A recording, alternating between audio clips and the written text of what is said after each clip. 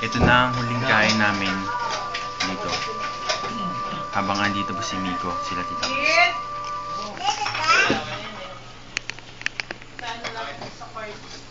Wow.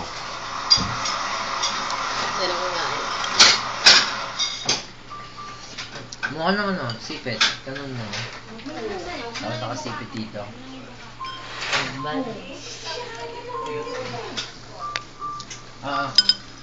Saluhan! Umiyak. Umiyak ba ako? Umiyak yata nung tinawagan natin. Hmm.